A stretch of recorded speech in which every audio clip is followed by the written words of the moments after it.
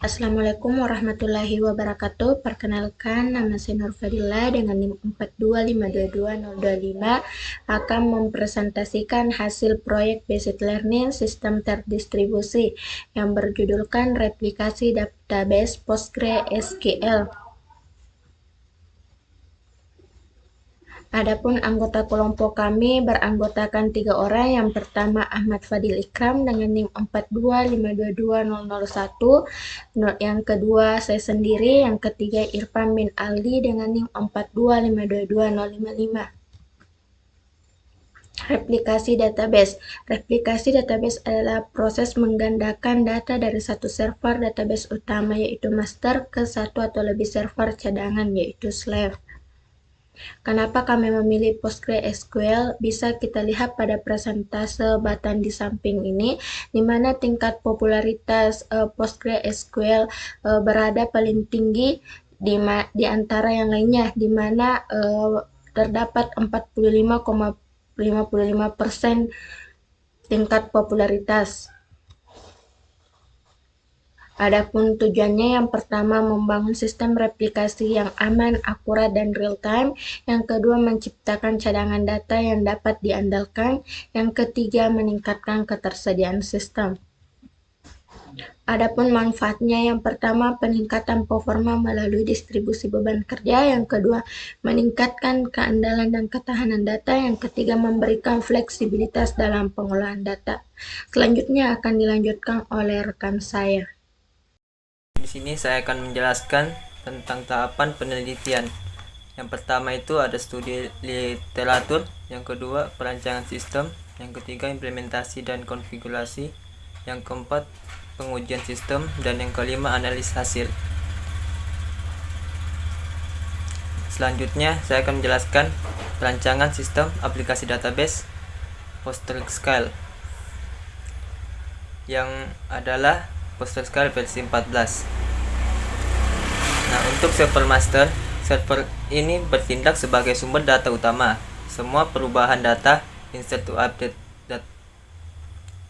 delete dilakukan di server master dan data diimplementasikan ke server slave.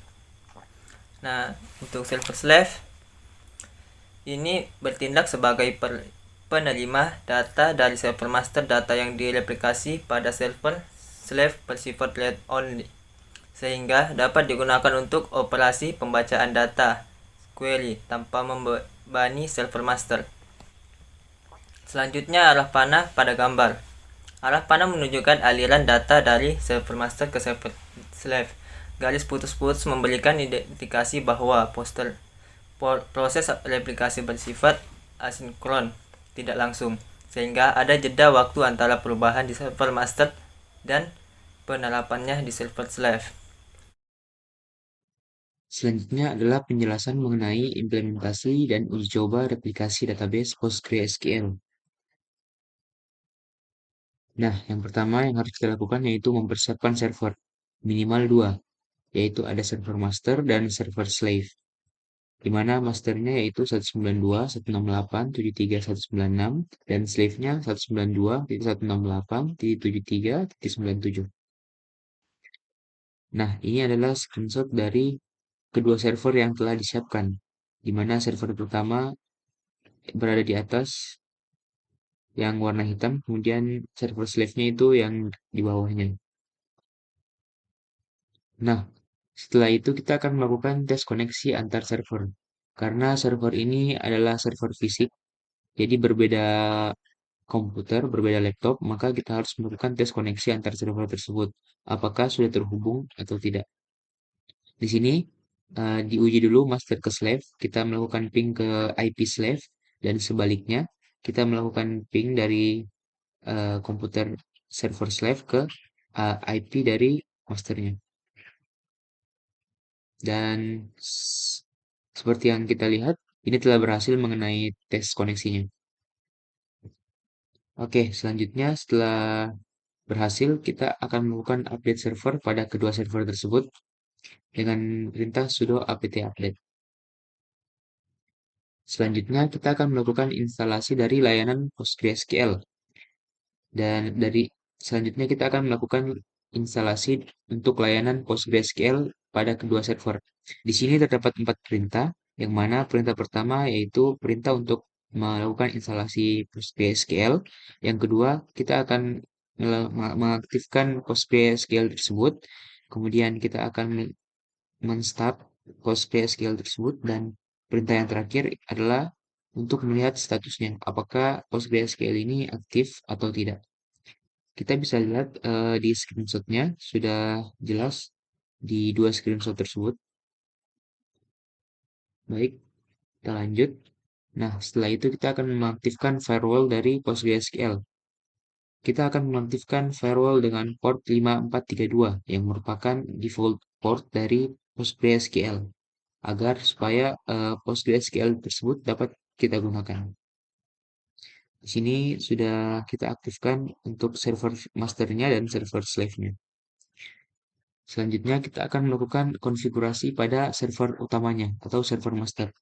Kita akan masuk terlebih dahulu ke file postgresql.conf dan mengatur listan address-nya diatur ke IP master, while levelnya menjadi logical, dan while login-nya di on-prem.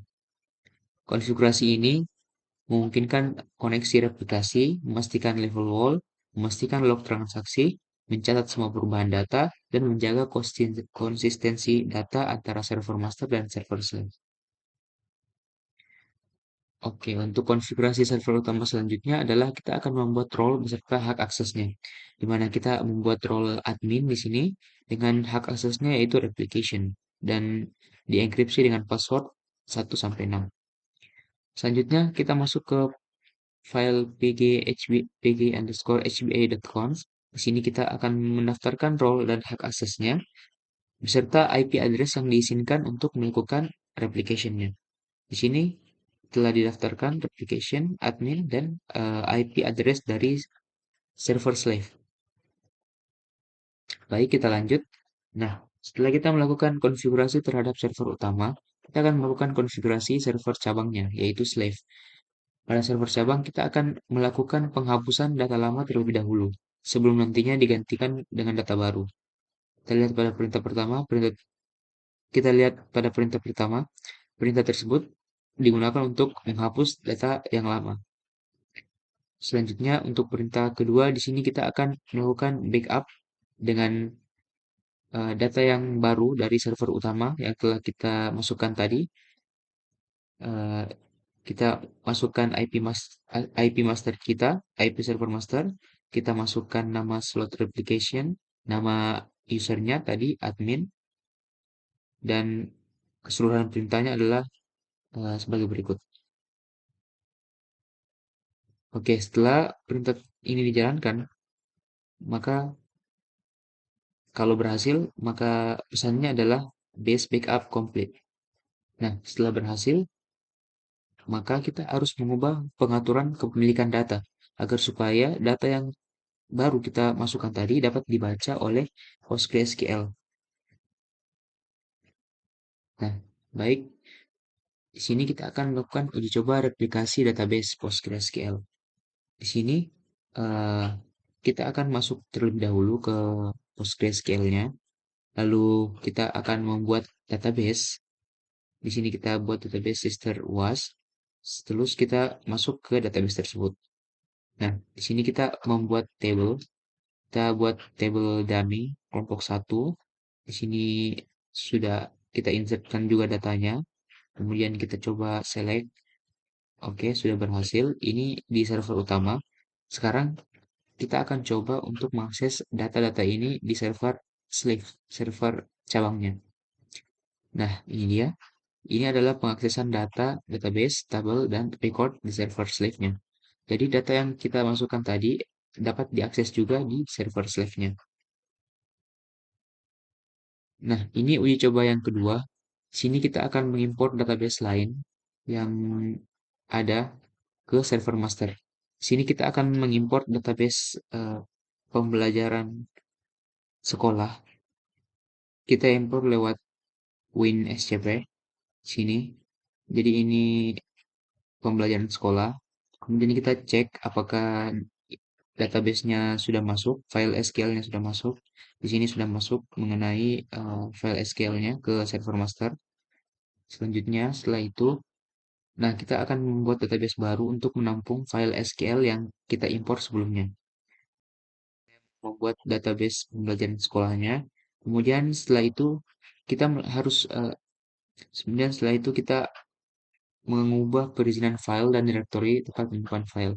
Jadi ini adalah opsional di mana kita akan mengubah perizinan filenya jika tidak bisa melakukan import. Namun jika bisa maka tidak perlu. Di sini karena perizinan filenya eh, tidak tidak mengizinkan import, maka kita terlebih dahulu harus mengubah perizinan filenya dan direktori dari tempat penyimpanan file tersebut. Oke, setelah kita ubah penyimpanan perizinan file dari penyimpanan file SQL-nya ini, kita akan melakukan import database. Kita akan mengimport file SQL pembelajaran sekolah ke database yang telah kita buat sebelumnya, yaitu pembelajaran sekolah juga. Nah, di sini perintahnya seperti ini, dan kita akan membuatnya. Ini telah terimport semua tabelnya, rows-nya, semuanya telah terimport. Selanjutnya, kita akan mencoba untuk mengakses data-data ini ke server Slave. Nah, ini dia. Kita melakukan pengaksesan database, table, dan record di server Slave-nya. Dan kita mengakses salah satu tabelnya, yaitu Maple. Nah, di sini telah berhasil. Lihat, kita masuk terlebih dahulu ke pembelajaran sekolah. Kemudian kita melakukan perintah select untuk table Maple-nya. Di sini telah berhasil untuk kita akses datanya. Nah, mungkin itu saja mengenai implementasi dan uji coba replikasi database PostgreSQL.